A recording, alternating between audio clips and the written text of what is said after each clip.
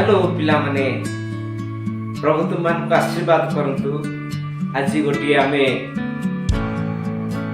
Bible रे लेखा एक सुंदर गपटी कथा सत्य घटना माने सुनिबा।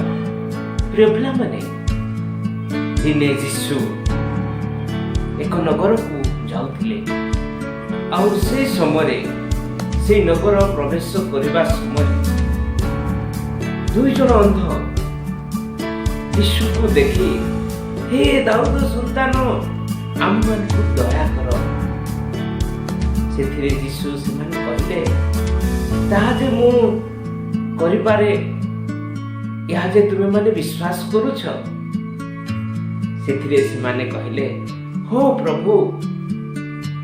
पुणी से गृह को प्रवेश करते से माने से स्थान को गला परे यीशु से मानकर चक्षु को स्पर्श करी सुस्थता देले आउ से माने सुस्थता पाई सारा नगर आनंद और उल्लास रे प्रचार कले।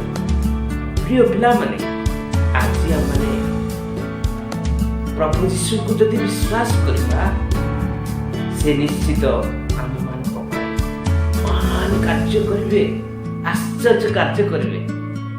तेणु आसु पिला माने आमे प्रभु यीशु को विश्वास करबा आउ आमाने तांकटारो अनेक आशीर्वाद प्राप्त हेबा।